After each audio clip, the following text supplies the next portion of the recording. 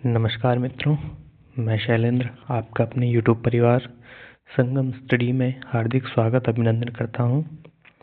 मित्रों, हम पिछले कई दिनों से MP वर्ग 2 MPTGT की मुख्य परीक्षा जो होने जा रही है 20 मार्च को, उसकी तैयारी कर रहे हैं। आज उसकी 7वीं कक्षा है, 7वां एपिसोड है, जिसमें हम चतवारी धामानी नामक जो MP बोर्ड कक्षा 7वीं सुरभि भाग 2 में से लिया गया है।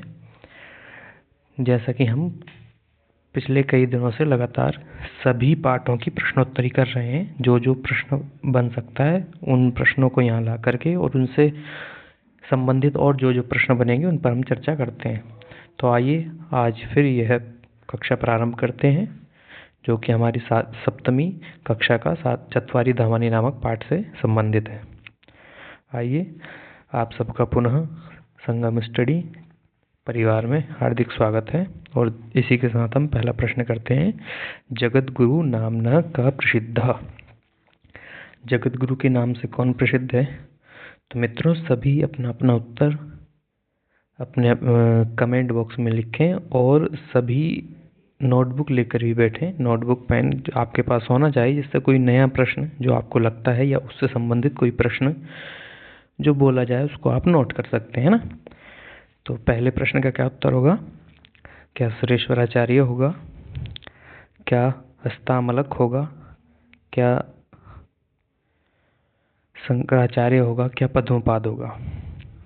तो दोस्तों, इस प्रश्न का जो उत्तर है, जब हम चतवारी धामानी नामक पाठ को पढ़ते हैं, और मैं प्रत्येक कक्षा में बोलता हूँ कि आप सभी पहले मूल ग्रंथ को पढ़ के आएँ, मूल पुस्तक को, इसके बाद फिर प्रश्नोत्तरी करें, क्योंकि इस प्रश्नोत्तरी का लाभ तभी ज़्यादा होगा।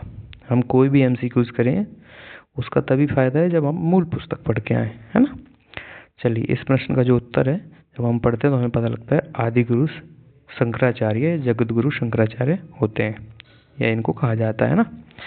चलिए अगला प्रश्न देखते हैं।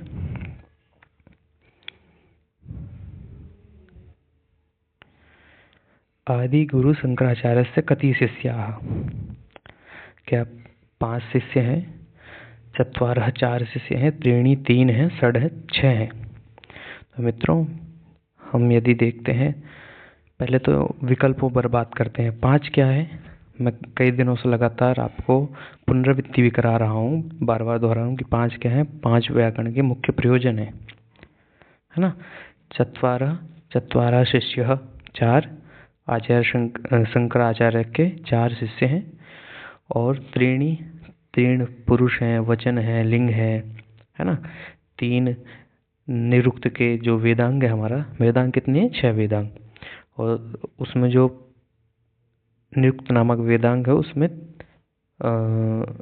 3 कांड है, नैगम कांड, निघंटुम कांड और दैवत कांड। उसमें त्रिस्थानीय देवता है। आगे संख्या है षड क्या है? षड वेदांग है। तो जो हमारा पहला वेदांग है शिक्षा, उसके 6 भी अंग, उसके भी जो षड अंग है ना। इस प्रश्न का जो उत्तर होगा चत्वारः शिष्यः। चलिए अगला प्रश्न देखते हैं। आदिगुरु शंकराचार्यस्य प्रथम शिष्यस्य नाम किमस्ति? जो आदिगुरु शंकराचार्य हैं, जैसे हमने पिछले प्रश्न में पढ़ा कि 4 उनके शिष्य हैं, तो उनमें जो पहला शिष्य है, प्रथम जो शिष्य है, उनका क्या नाम है? क्या सुरेश्वराचार्य है? क्या हस्तामलक है? क्या त्रोटकाचार्य है? या पद्मपाद है? तो इस प्रश्न को पढ़कर हमें यह भी पता लग रहा है कि जो 4 शिष्य हैं उनका नाम क्या क्या है ना। तो एक का तो मैं बता दूंगा, तो और 4 का आपको ढूंढना है ना। वैसे इस प्रश्न का उत्तर जो है वो पहला विकल्प है, का विकल्प सुरेश्वराचार्य। पर आपकी सहायता के लिए मैंने इन 4 को क्रम से रख दिया है। यदि आपसे कोई पूछ ले कि आदिगुरु शंकराचार्य से द्वितीय शिष्यस्य नाम किमस्ति, अथवा तृतीय शिष्यस्य नाम किमस्ति, अथवा चतुर्थ शिष्यस्य नाम किमस्ति, तो आपकी सहायता के लिए ये जो हमारा संगम स्टडी परिवार है, इसलिए ये जो विकल्प बनाए हैं 4 को क्रम से लिख दिया है। जो प्रथम शिष्य हैं वो ये हैं, जो द्वितीय हैं वो हस्तामलक, तृतीय त्रोटकाचार्य और पद्मपाद वो चौथे शिष्य हैं। तो इन चौथों के आप क्रम से ऐसे नाम याद कर लें, जिससे इससे बनने वाले प्रश्न आप हल कर सकें। चलिए अगला प्रश्न देखते हैं। आदि गुरु शंकराचार्येण कति मठानि स्थापितानि। जैसा कि आप सब जानते हैं, आदि गुरु शंकराचार्य ने कुछ मठों की स्थापना की है। वे कितने हैं तो उनकी संख्या बतानी है आपको। क्या 5 हैं, 4 हैं, 3 हैं या 6 हैं? तो इस प्रश्न का जो उत्तर है वो है चत्वारः। 5 क्या क्या है इन पर हम पीछे पहले बात कर चुके हैं। 3 क्या क्या है वो भी हम बात कर चुके हैं और 6 क्या है वो भी हम बात कर चुके हैं। चलिए अगला प्रश्न देखते हैं। आदि गुरु शंकराचार्य से कति दिक्षु मठानि स्थापितानि, या ऐसा कहें कि आदि गुरु शंकराचार्य ने, यह षष्ठी विभक्ति हो गया है, कति दिक्षु कितनी दिशाओं में, या कतिषु दिक्षु मठानि स्थापितानि कितने मठों में, कितनी दिशाओं मठों की स्थापना की है। तो 5, 4, 3, 6। तो मित्रों यहाँ पर चत्वारः या स्त्रीलिंग दिक्षु शब्द की तरफ देखें तो ये बनेगा चतस्रीषु,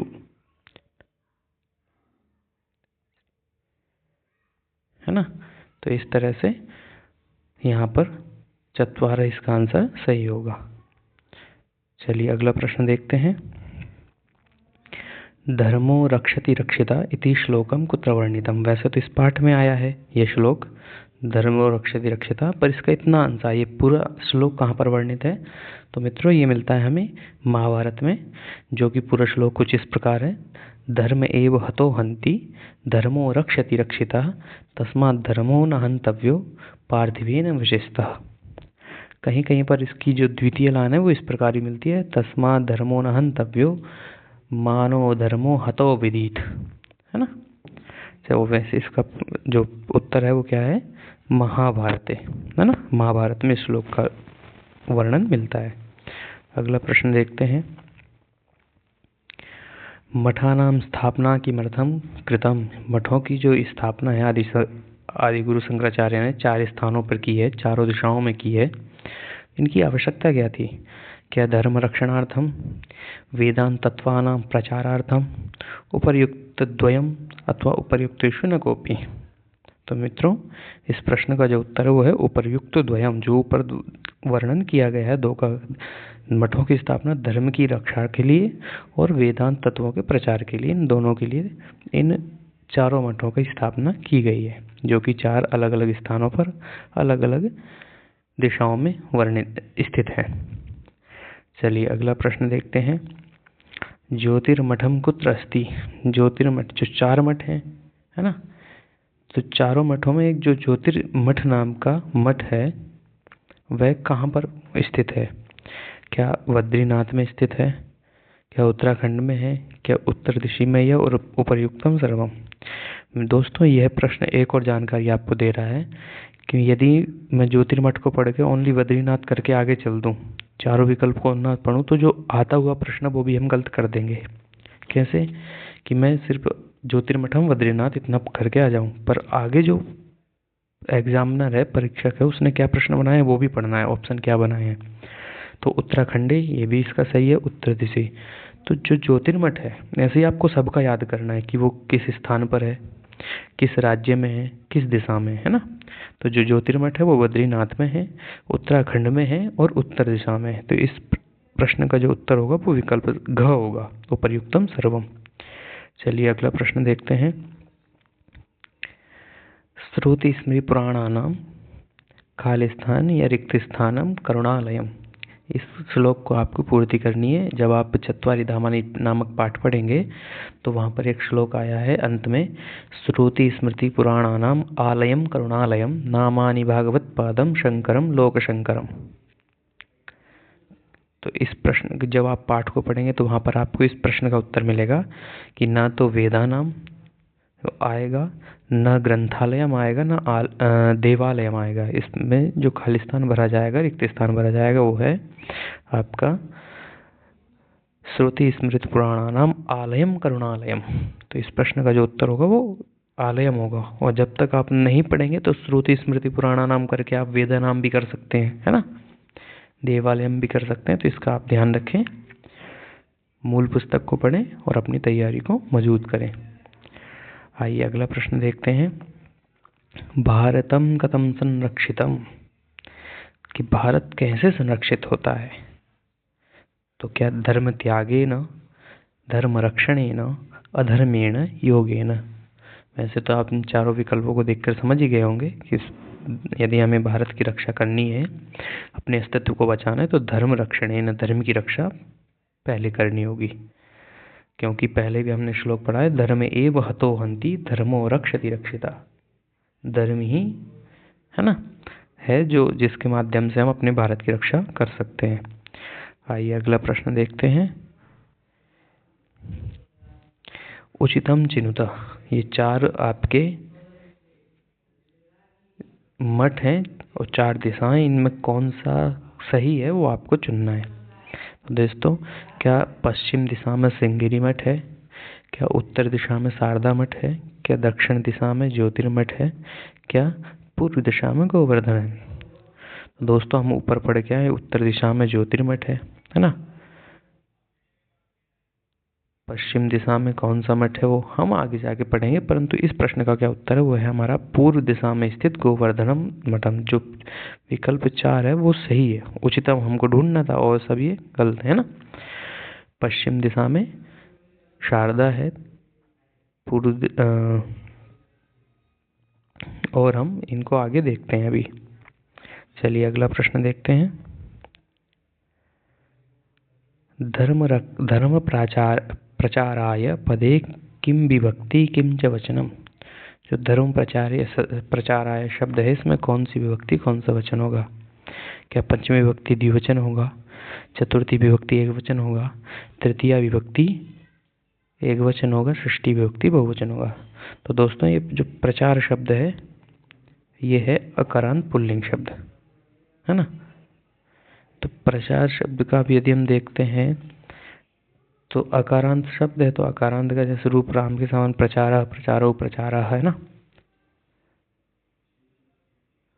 तो पंचमी विभक्ति द्विवचन में यदि देखें तो हम प्रचारात बनेगा, तृतीया में देखें तो प्रचारेण बनेगा, षष्ठी में बहुवचन में प्रचाराणाम बनेगा, प्रचाराणाम। परंतु प्रचाराय जैसे रामाय बनता है या बालकाय बनता है, वैसे यहाँ पर जो विकल्प है हमारा चतुर्थी विभक्ति एकवचन, इसका सही उत्तर होगा। चलिए अगला प्रश्न देखते हैं। एकतायाः पदे का विभक्ति। ये भी दोस्तों एकता शब्द अकारांत स्त्रीलिंग शब्द है, इसका रमा, लता इत्यादि के रूप समान चलेगा। तो एकतायाः कहाँ बनता है? क्या पंचमी विभक्ति द्विवचन में बनता है, षष्ठी विभक्ति एकवचन में बनता है, तृतीय विभक्ति एकवचन में बनता है, अथवा षष्ठी विभक्ति बहुवचन में बनता है? तो आपने यदि रमा के रूप याद किए हैं, लता के रूप याद किए हैं, सीता के कुछ भी जो अकारांत स्त्रीलिंग शब्द है अकारांत, उसमें आपको पढ़ने में आएगा तो षष्ठी विभक्ति एकवचन और पंचमी विभक्ति एकवचन में भी यही रूप बनता है ना। तो आपको पूरा, यदि आप पंचमी देख करके बाद में द्विवचन नहीं पढ़ते तो भी आप इस प्रश्न को गलत कर सकते थे, है ना। चलिए अगला प्रश्न। स्मरामः पदे का धातु किंच पुरुषः। आपको स्मरामः पहले कहाँ बनता है ये पता करना चाहिए, इसकी क्या धातु है। तो दोस्तों, जब हम धातु पाठ को देखते हैं तो उसमें भवादिगण में स्मृति अध्यान धातु है, जो कि भवादिगण की है, परस्मैपदी धातु है। और लट लकार में स्मरति, स्मरतः, स्मरन्ति, स्मरषि, स्मरतः, स्मरत, स्मरामि, स्मराव, स्मरामः, ये रूप बनता है। तो इसका जो विकल्प ना तो पहला सही है, ना ही तीसरा सही है, ना ही चौथा सही है। इस प्रश्न का जो विकल्प सही है वो है हमारा स्मृति धातु उत्तम रुषः और बहुवचन का यह रूप है। चलिए अगला प्रश्न। दोस्तों, अगला प्रश्न ही सिर्फ इसमें थोड़ी सी मिस्टेक हुई है, उस मिस्टेक को हम सुधार सकते हैं कि ये जो है ये दोनों, ये यहाँ से काउंट किया जाएगा और ये यहाँ। तो जैसा प्रश्न एक मैंने बनाया था और वो प्रश्न आपका सही हो जाए कि दक्षिण दिशि श्रृंगेरी मठम, उत्तर दिशि ज्योतिर्मठम, पूर्व दिशि शारदा मठम, पूर्व दिशि गोवर्धनम, पश्चिम दिशि शारदा मठम। आगे ये और भी हैं, श्रृंगेरी स्थान है जो ज्योतिर्मठ है वो उत्तर दिशा में बद्रीनाथ है, पूर्व दिशा में शारदा मठ है वो द्वारका में स्थित है, और पूर्व दिशा में जो गोवर्धन है वो जगन्नाथपुरी में है, पश्चिम दिशा में शारदा मठ है वो द्वारका में है। ऐसे ही जो दक्षिण दिशा में श्रृंगेरी मठ है, श्रृंगेरी स्थान पर है, तो कर्नाटक राज्य में, इधर उत्तराखंड में, इधर शारदा मठ द्वारका गुजरात राज्य पश्चिम दिशा में, और पूर्व दिशा में गोवर्धनम जगन्नाथपुरी उड़ीसा राज्य। तो मित्रों, इस प्रकार ये हमको जानना है, और ऐसा आप लोग भी एक चार्ट बना लें और अपनी तैयारी को सुनिश्चित करें। तो मित्रों, आप लोगों ने कक्षा को ध्यानपूर्वक सुना, समझा, जाना, आपका बहुत बहुत धन्यवाद। और साथ ही यदि वीडियो आपको अच्छा लगा हो तो वीडियो को लाइक करें, शेयर करें, अपने मित्रों तक पहुंचाएं, जिससे उनको भी इस कक्षा का पता लगे और वो भी अपनी तैयारी सुनिश्चित करें, है ना। और आप कुछ नहीं, आपसे कोई शुल्क नहीं लिया जा रहा, सिर्फ आप वीडियो को लाइक कर दें या अपने दोस्तों तक पहुंचा दें, जिससे उन सभी का लाभ मिल सके। और जो संकल्प लेकर हम चल रहे हैं कि MP वर्ग के जितने भी विद्यार्थी हैं, अभ्यर्थी हैं, सभी को इस कक्षा का लाभ हो और अपनी परीक्षा में वो उत्तीर्ण हो। तो पुनः आप लोगों का बहुत बहुत धन्यवाद। फिर मिलेंगे एक नए पाठ के साथ, नई प्रश्नोत्तरी के साथ और नई कक्षा के साथ। अस्तु, धन्यवाद, नमो नमः।